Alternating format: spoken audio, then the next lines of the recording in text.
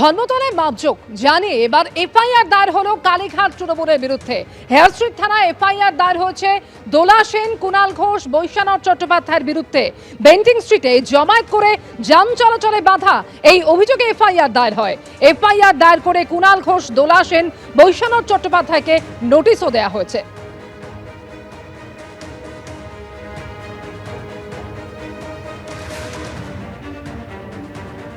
দম থাকলে এবার 21শে জুলাইয়ের সমাবেশ ব্রিগেডে করুন।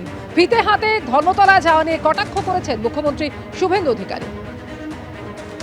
আপনি অ্যাপ্লিকেশন করে দিয়ে কলকাতার রাস্তায় ভিক্টোরিয়ার সামনে ফিতা নিয়ে চলে যাবেন? কি মামার বাড়ি নাকি? ফিতা নিয়ে যাবেন মাপতে? কে অধিকার দিয়েছে আপনাকে? কে অধিকার দিয়েছে? পারমিশন প্রেয়ার করবেন, কোথায় দেব বলে দেব, কোথায় দেব বলে দেব। আরে আপনাদের লোক প্রচুর প্রচুর লোক, লক্ষ লক্ষ লোক, 30 লাখ লোক হয়। 11 সালে তো ব্রিগেডে গেছিলেন, এবারেও চলুন না ব্রিগেডে যাই। দম আছে? দম আছে? দম থাকলে লড়ুন, কোনো অসুবিধা নেই।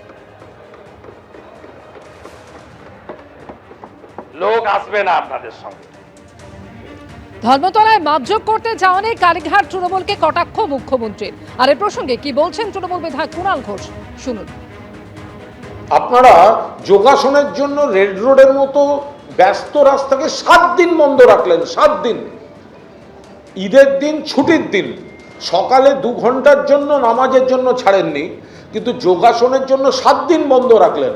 আর আমরা ভিক্টোরিয়া হাউসের সামনে, যেহেতু ওখানে গণহত্যা হয়েছিল, মৃতদেহগুলি পড়েছিল, তাই ওই স্পটেই শহীদ তর্পণ, এক বেলার জন্য অর্ধেক রাস্তা আমরা পারমিশন যদি দেয়, তাতে ওনাদের আপত্তি কি? আমরা একটু ফিতে ফিতে দিয়ে মেপেছি, যে আমাদের এই ছাত্র যুবদের নানা রকম সব অনুরোধ আছে, আমরা একটু মেপে দেখেছি। তার জন্য তো আর পুলিশই পারমিশন লাগে না। যে আমরা পুলিশে ল অ্যাবাইডিং সিটিজেন, আমরা অনুরোধ করেছি, আমরা অনুমতি চেয়েছি যে আমাদের দেওয়া হোক। দেবেন কি দেবেন না তাদের ব্যাপার।